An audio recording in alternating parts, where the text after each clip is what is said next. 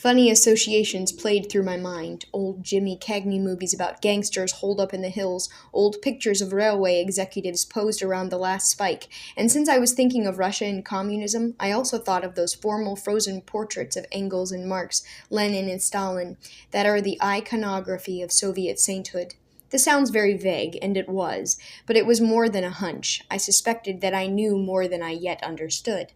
I needed one final hint, a last nudge, one more prompt. I'd joined up the dots, but couldn't make out the picture they formed. I'd filled in the blanks, but couldn't pronounce the word the letters spelled out. Or, more precisely, I now had the photograph, but I still needed the caption.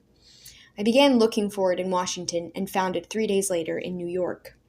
As searches go, this one was not that hard, and indeed it was a pleasure for me, something like work, even a return to civilization. I faced nothing more threatening than a recalcitrant microfilch reader, and the greatest challenge to my intestinal fortitude was the Washington Post cafeteria. Nonetheless, I didn't forget Travin's fate or Brightman's. Retrieving my own car, I ditched the Jaguar in a parking garage, and though I stayed at my mother's house in Georgetown, I was very discreet. I kept away from my friends, eschewed certain obvious contacts and haunts, and otherwise kept my head low. With May, I was vague. Though she'd returned to Toronto without mishap, she was still upset, naturally enough, and tried to make me promise that I'd give up what I was doing. But I brushed that off, and once I was satisfied that she was really all right, I told her a story about having trouble with the car and said I'd call her again in a couple of days. A week, in fact, was the deadline I gave myself. This was less arbitrary than it sounds. I knew the sort of job I had to do, and experience told me that I'd either wrap it up quickly or not at all. Who were the people in the photograph? What had they been doing in Halifax in 1940? Above all, who was the other man whom Travin had circled? Assuming it was possible, then answering these questions should be a task of only middling difficulty. I had 3 clues, Brightman, Halifax, and 1940. The first I dispensed with quickly. If I'd run Brightman's name through the files of the Toronto papers, I likely would have come up with 1 or 2 references, but there was nothing in Washington. My second clue, Halifax, was more productive. A huge explosion in 1917, innumerable royal visits, naval activity all through the war, and 1940 was a bonanza. All those stories my mother had told me scrolled through the scratchy, glaring field of the microfilm lens. February 11th, the USSR launches a new massive invasion of Finland. April 9th, Germany attacks Denmark and Norway. May 10th, Germany overruns Belgium. May 13th, Germany invades France. May 26th, the Allied evacuation of Dunkirk begins. June 14th, Paris falls. June 21st, France surrenders. It was all there in black and white, and there was plenty of pictures. Molotov, Chamberlain, Weygand, Churchill, Reynaud, Guderian, Roosevelt, Lindbergh. My man, obviously, was a much smaller fish than any of these. He would be a minor figure, a face in the background, some assistant or aide, but I was sure he was a public man. If the photo had no wider reference, why tear Travin's room apart trying to find it? Pushing on, I checked all the papers and the Library of Congress, then made copies of the photo, blocking out Brightman, and showed them around. 2 guesses took half a day to track down. I wasted an evening with an old UPI man in a bar, but finally, widening the search, I got lucky. This was in New York, in the Bettman Archive, which, being the last place I looked, is undoubtedly where I should have gone to begin with. The archive houses one of the largest collections of historical photographs in the world, and they are superbly organized. Instead of making you paw through trays of prints or file folders that end up spilling all over the place, they have a nice, neat system of index cards. A small print of the photo is reproduced on one side of the card. There's a brief paragraph of commentary and then half a dozen index headings. My first break came under War, Spanish, Civil. A picture of a stocky man hoisted on the shoulders of some grinning members of the International Brigade. I couldn't make up my mind. This man was like Travin's man. He had the same sort of presence, but the photos were too dissimilar to let me be certain. Now, though, I knew what I wanted, and I quickly found 3 other shots, the best of them in the date file for 1933. It had been taken from above and showed the head and upper body of a man in his mid-40s. He had dark, thick hair and dark eyes, and his powerful shoulders bunched the cloth of his suit. His expression was determined, but also slightly distracted, as if he looked away for a moment after a period of concentration. Even in this casual portrait, the force of the man's personality was evident, especially in contrast to the figures behind him. One of these was a man slumped forward in utter dejection. The second was a guard with a vacant expression who was wearing the uniform of the German police. Under the description, the index card said, Georgy Dimitrov, 1882 to 1949, Bulgarian-born communist leader, was accused by the Nazis of conspiring to set fire to the German parliament buildings, the Reichstag, on February 27, 1933. His trial at Leipzig was an international sensation and made Dimitrov a hero of anti-Nazi and left-wing groups around the world.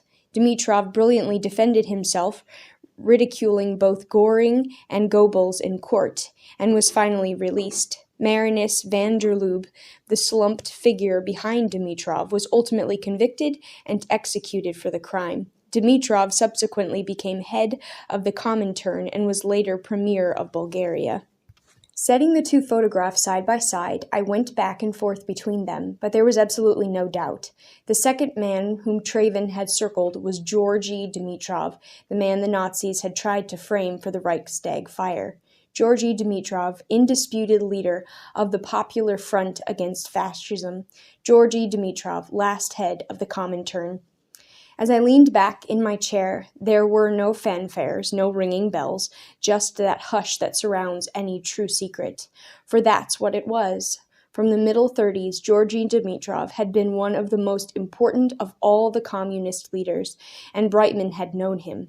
What's more, they'd both been together in the spring of 1940, just after Brightman had returned from Europe with May and started Dr. Charlie along the devious course of the adoption. The centrality of all this was obvious, yet as I stared down at Traven's photograph, I realized that many of the details of what had happened were less so. What had the two men been doing? Who were the other men with them? And what was the relationship between Dimitrov's presence in Halifax in 1940 and Brightman's disappearance today? Those aren't the sorts of questions you can answer by searching the library shelves. That afternoon, as I boarded the shuttle back to Washington, I knew I had to pick someone's brains, and by the time I landed, I had a short list of 3.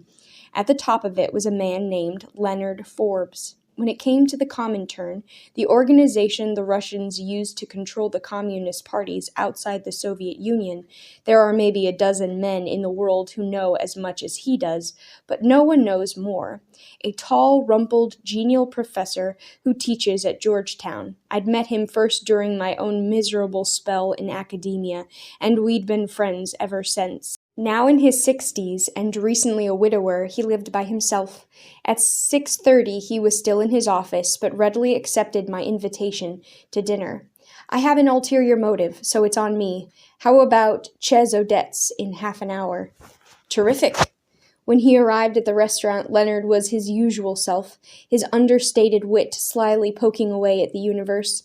We talked friends, doings at the university, politics, but when our coffee arrived, Leonard lit up a cigar, folded his hands on his paunch, and grunted, "So what's this all about?" "Take a look at this," I said, and handed him the best of Traven's Halifax 1940 prints. He peered at it a moment, then his face tightened in concentration, and he irritably pushed his glasses up on his forehead and brought the picture close to his face. Then he put it down and looked at me. "A fake," he said. "A copy, certainly. I mean the writing's fake. Even if the picture is genuine, it wasn't taken in Halifax in 1940. "Because," I said, "Georgy Dimitrov wasn't in Halifax then." "So you recognized him?" I smiled. "Not in 30 seconds I didn't, but eventually." Then I added, "Leonard, you realize this is all under your hat?" "Oh yes, I can see your article now, splashed across the New York Times magazine. But be careful, I still say it's a fake." "Could you swear he wasn't in Halifax?" "No, I suppose not, but it's unlikely." "Where was he then?" "Moscow, I guess. Where else? He didn't travel around incognito. He was one of the best-known communist leaders in the world then. In the party, they called him Deda. Grandpa, and that wasn't for nothing. Besides, the Comintern, especially the foreign sections, had just been hit by the purges. I expect he was spending a lot of his time on the Gorky street holding hands with the survivors. Leonard, on his home ground, can be hard to keep up with, so you don't want him to get too far ahead. Gorky Street? You mean the Hotel Lux, where all the foreign communists stayed? He nodded. Ulbricht, Bellacoon, Thorez, Tolgiati. They say that Tito literally ran into Earl Browder under the shower. A grisly experience, I should imagine. But then he stopped himself and frowned. Let me see that again. He stared at the photograph. What in the world? That is Browder. I leaned across the table to look. I would never have recognized him straight off, but with the name in my mind, I saw it at once. Earl Russell Browder, General Secretary of the Communist Party of the USA. Slowly, still staring down at the picture, Leonard murmured, I wouldn't swear to it, but this guy, the one with his arms crossed, I forget his name, but I think he was the head of the Canadian CP. Buck. Tim Buck. He looked up at me. If this is one of your stunts, I'll admit it's very ingenious. How did you do it? I held up my palm. It's not a stunt, I promise. Just go back to Browder. I thought he was in jail around this time. Well, the trial was 1940, passport fraud, but I don't think he actually went in until later. So what this might show is a meeting in Halifax between the head of the Comintern and a bunch of top North American communists? If it's real. Don't worry, it is. I picked up the photograph and looked at it again. Dimitrov, Browder, this Canadian communist, and now I recognized the yard they were standing in. I'd been there myself. It was the yard behind Dr. Charlie's clinic in Halifax. I lit a cigarette and made an executive decision. It wasn't hard. I'd trust Leonard Forbes a long way. Len, this is absolutely confidential. Sure. Okay, I don't understand most of this, but my way into it was the man at the back, the other one who's been circled. Don't know him. You wouldn't, he's dead now, but he was a Canadian, a wealthy businessman, not at all the sort you'd expect to see running around with these revolutionary types, but he was in the fur business and made several trips to Russia in the 1920s. Apparently he got to know Zinoviev pretty well, and even had an affair with some woman on his staff. Her name was Anna Kostina. I don't suppose you've heard of her? He pursed his lips around his cigar and shook his head. No, I don't think so. Leonard shrugged, then shook his head again. It doesn't ring a bell. She probably went through one of the Asabwe Savishchania. And in those years, 36, 37, 38, 39, you're talking some pretty big numbers. Over 1 million party members arrested, 600,000 shot outright, 90% of the rest dying in the camps. A single face doesn't stand out from the crowd, if you see what I mean. What I'm driving at is this. Could this businessman, through people like Zinoviev and this woman, have become close, personally close to Dimitrov? I suppose it's not unreasonable, though I'm not sure I follow you. But Zinoviev was the first head of the Comintern, and already in the 1920s, Dimitrov was head of the Comintern's Balkan section. So if this Canadian fellow knew Zinoviev well enough to have an affair with a woman on his staff, I guess he might have run into Dimitrov. But Dimitrov back then wasn't very important? No, revolutionaries like him were a dime a dozen. His break didn't come till 1933, when the Nazis tried to frame him for the Reichstag fire. If you can call that a break, but I suppose it was. His trial turned him into a newsreel celebrity. He made Göring and Goebbels look like fools, and they finally cut their losses and simply deported him. The next year, or the year after, I guess, he was elected head of the Comintern. In a sense, he owed his career to Hitler. But come back to 1940. What was his position then? You said the purges. Actually, they hit the Comintern a bit earlier, say in the summer of 37. But they didn't touch Dimitrov? Not directly, though a lot of other Bulgarians got it. All the foreign sections did. There was literally only one person left alive in each of the Polish and Hungarian units. But Dimitrov survived? Yes. Why? Leonard shrugged. Come on, you know better than that. In general, Stalin used the purges to consolidate his personal power, but why any particular individual died or escaped is almost impossible to say. Actually, in Medvedev's book, I think he says that the NKVD began some sort of investigation against Dimitrov, but it was never carried through. You could never say why. But again, going back to 1940, he might have been afraid he was going to be purged? Oh, I'm sure he was. In fact, 1939-1940 would have been an especially bad time.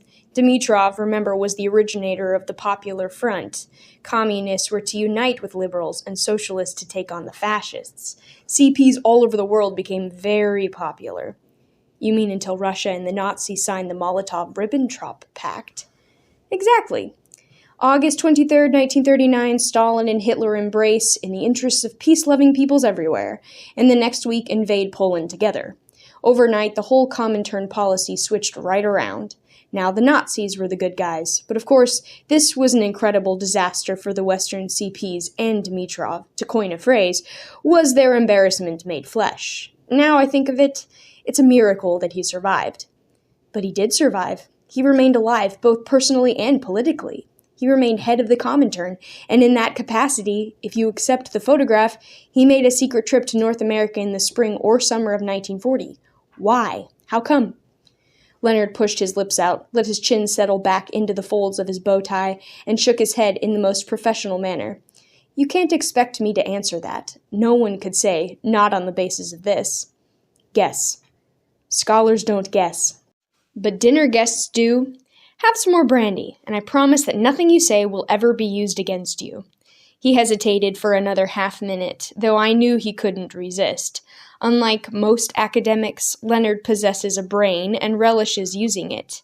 Leaning forward, he took a sip of his brandy and then propped the photograph against his coffee cup. I'd say, since you put a gun to my head, that your best bet is to work back from the time and place of this thing as much as from the people in it. Now, 1940 was a very interesting year. From the looks of this, as you say, it was probably taken in the spring. By that time, the Nazis have already invaded Poland and divided up Eastern Europe with Stalin. Now they're just turning west into France. The phony war is over and the real thing is well underway. I know. Remember my mother and father were there. All right then, put that together with the place. Halifax, Canada. Also interesting, why not the U.S.? Convenience, logistics, Dimitrov would have had an easier time getting in up there than down here. Leonard grinned. I now see why you were such a failure in academia. Never accept the simplest explanation for any question. Besides, maybe you're wrong.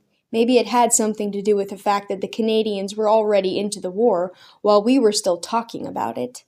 In a way, that probably didn't mean very much. That early on, I don't suppose they had much of a military. What they did have, though, was industrial production. I know they built an awful lot of guns and ships and Merlin engines for the Spitfires, and you can see how that might tie up with Dimitrov and the communists. In the 30s and 40s, the CP still had clout in the trade unions, which meant they could have had a real effect on the industrial war effort. Strikes, slowdowns, refusing to work overtime, even sabotage. You can see how important all that would have been. And of course, the official party line said the war was of no consequence to real proletarians. All the same, we do know that sensible people in the Soviet Union understood that they'd end up fighting Hitler eventually. Therefore, the real interests of the Russians required CP unions over here to back the war effort, not obstruct it, and maybe Dimitrov was sent here to tell them so. He took a sip of his brandy. You can even tie in this other man, the businessman. His name was Brightman. Was he a Red? I wouldn't think so. No, he sounds like a junior Cyrus Eaton, a capitalist who did enough business with the Russians to develop a certain rapport with them, which would have made him perfect. Say the Canadian government was worried about the effect the CP unions might have, and wanted someone from above to give them a good talking to. Dimitrov, with all his prestige in the West, was a perfect man to deliver such a lecture, and this Brightman character was the perfect man to arrange all the details. It would have been done on the quiet, of course, given that Browder was present. Maybe Roosevelt was in on it, too. He ground out his cigar. What you'd want to do, he added, is track down the rest of the people in that photograph. If they turned out to be CP trade union leaders, I might say that this is more than pure speculation, embarrassing nonsense, which you've skillfully suckered me into. I smiled, though I doubted if it was nonsense at all.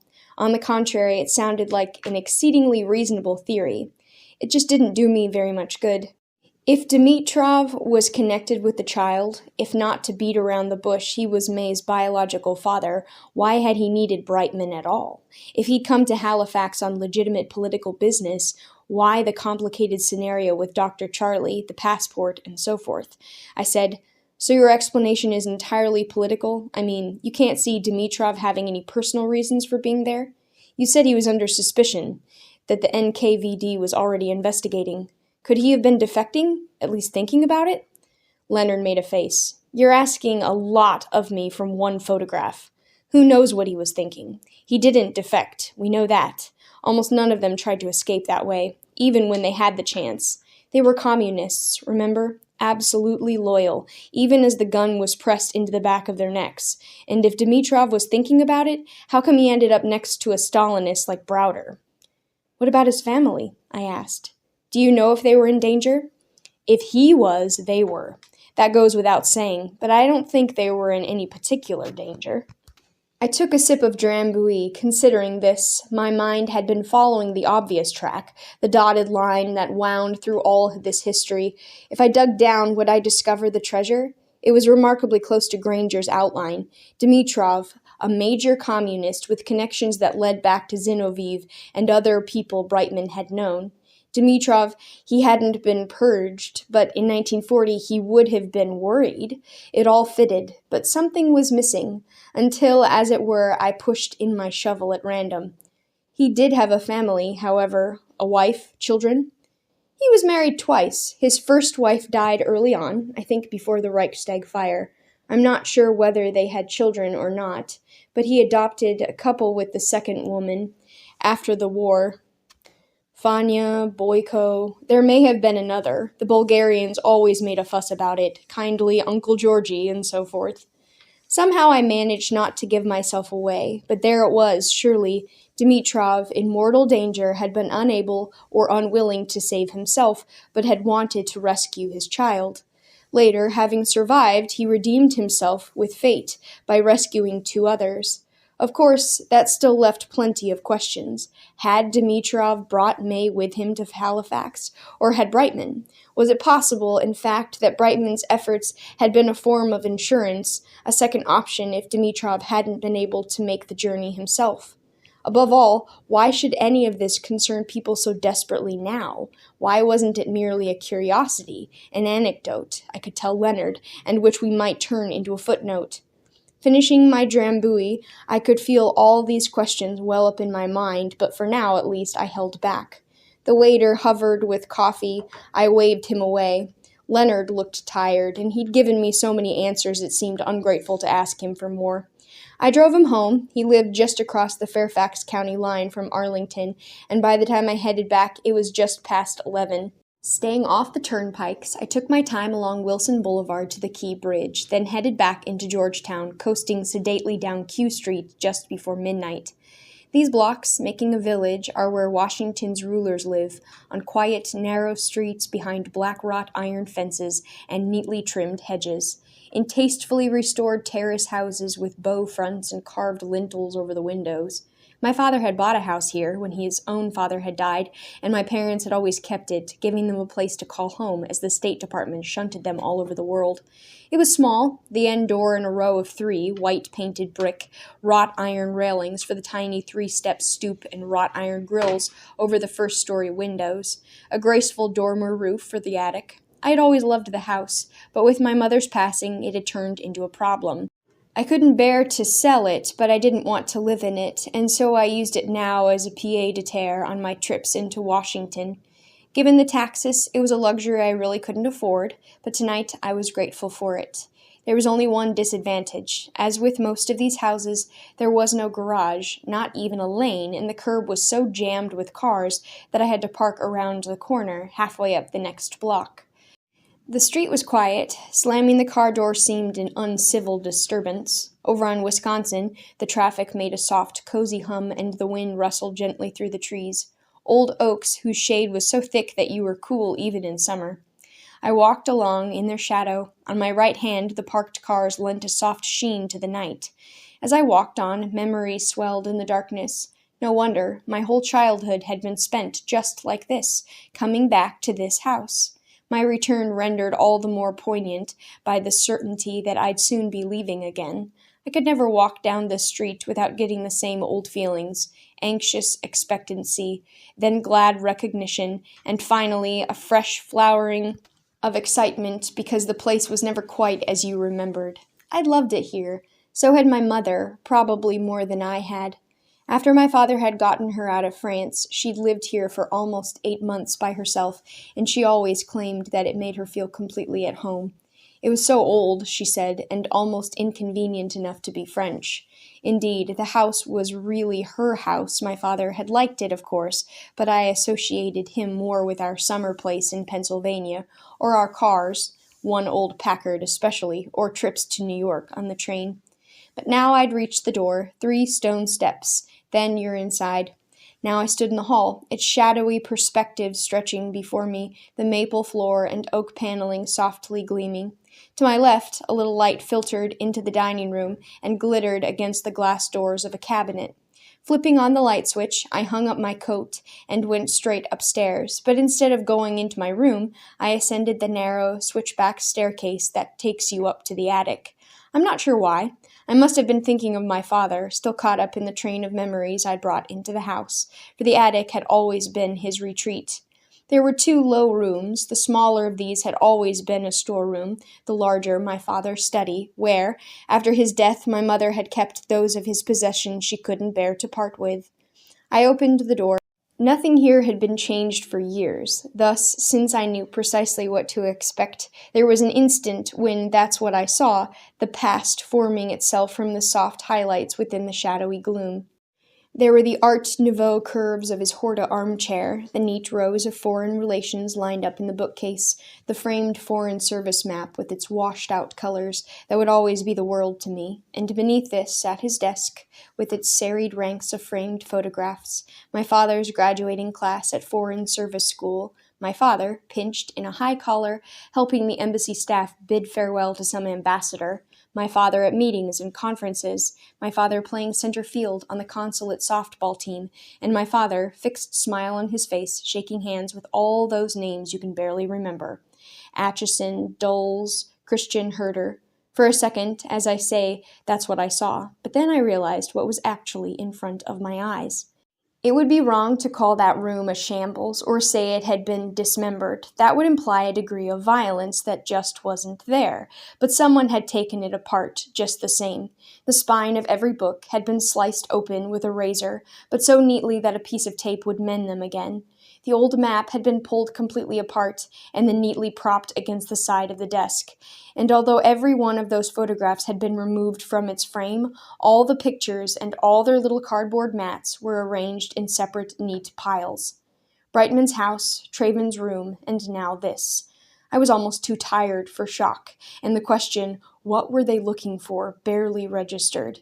But then I felt very afraid. Quickly I crossed the room to the window. Peering cautiously into the street, I could see 2 men get out of a parked car, about 30 yards down the block, and silently closed the doors behind them. Later, I was to realize how lucky I'd been. Since I'd parked so far from the house, my car had given them no warning. In all likelihood, they hadn't even seen me come down the street. Only my turning on the light in the hall had alerted them. But as I say, I only worked that out later. Then I just moved, and without hesitation. I think that saved my life. Striding out of the room, I ran down the stairs to the 2nd floor, then raced down the hall to the back stairs. These took me to the kitchen. I felt my way through the darkness to the back door. As I reached it, I could hear scratchings around at the front. I stepped into the night. The backyard was small, 6 feet of patchy lawn, 2 feet of border, a chest-high fence. I vaulted this, landing among my neighbor's fall bulbs. I scrambled ahead, through some shrubs, leaves shaking like tambourines and shadows poking into my eyes. Groping along the wall of the house, I came to a gate and stepped onto the sidewalk. I decided against my own car. Walking quickly but normally, I turned down 31st, reached Q, and then ran all the way across to Wisconsin. There were still a few people about. Keeping close to them, I hurried south till I finally flagged down a cab.